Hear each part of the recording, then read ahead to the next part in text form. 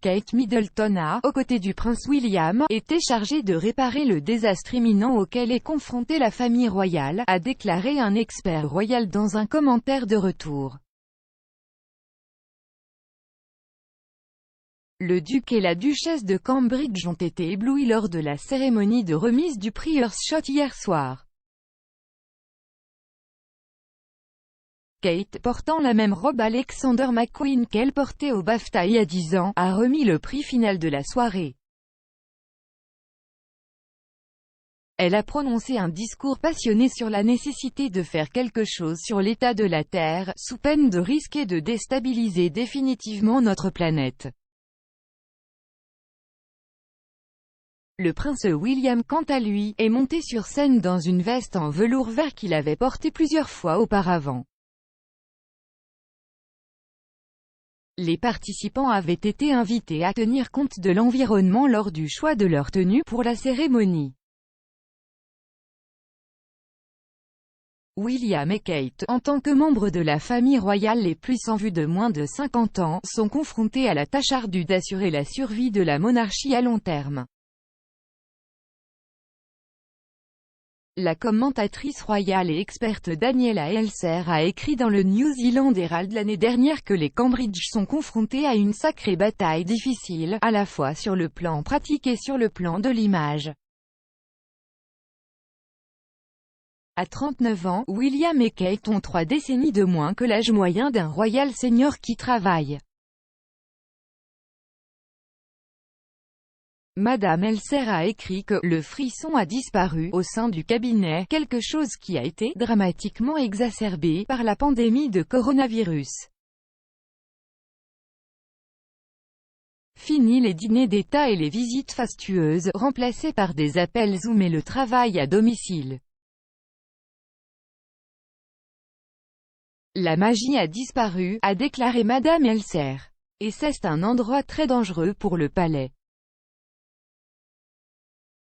C'est une nouvelle encore pire pour William et Kate, car il leur incombera en grande partie de devoir essayer de trouver un moyen de réparer ce désastre imminent et de raviver une partie de l'éblouissement.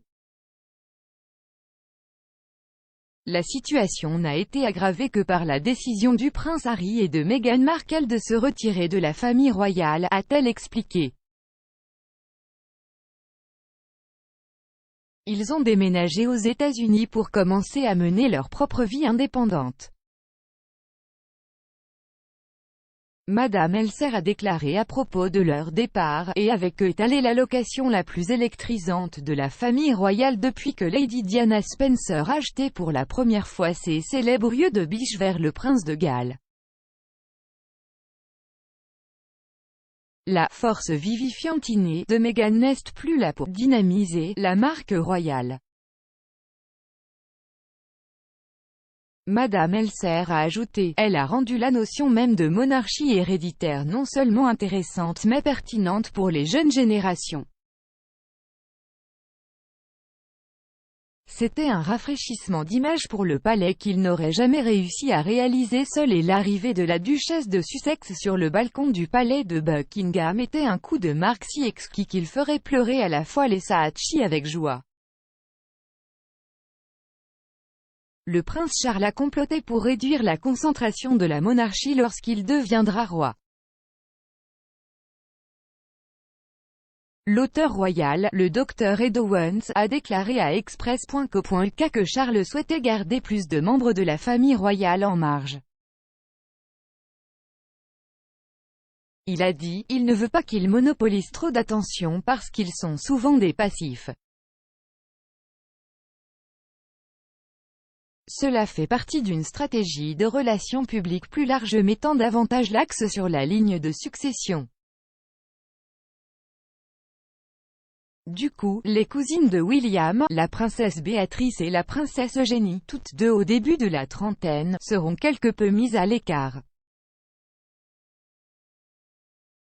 Madame Elser a écrit que les conséquences de la décision de Charles et l'état actuel du vivant bassin de main-d'œuvre royale pourraient être désastreux au milieu de la passivité rampante et de l'indifférence à leur égard. Elle a ajouté, et c'est ici que les choses deviennent particulièrement difficiles pour Kate, car il lui incombera, à elle et à William, de raviver notre intérêt déclinant pour la famille royale, un défi qui ne deviendra que beaucoup plus raide lorsque la reine, qui est très aimée, décède et le roi Charles III monte sur le trône. Elle a expliqué que le prince George, la princesse Charlotte et le prince Louis pourraient devoir être présentés plus tôt que Kate n'aurait pu le souhaiter. Ils auront besoin de toutes les mains sur le pont royal pour renforcer le soutien du public, a-t-elle déclaré. Un récent sondage Mail on Sunday a révélé que 41% des électeurs pensent que William devrait succéder à la reine, contre seulement 30% pour Charles. Le sondage a également révélé que Harry était le lecteur royal avec lequel il aimerait le plus prendre un verre. Le duc de Sussex a été choisi par 19% des personnes interrogées, suivi de près par son frère avec 15% des voix et Kate avec 10%.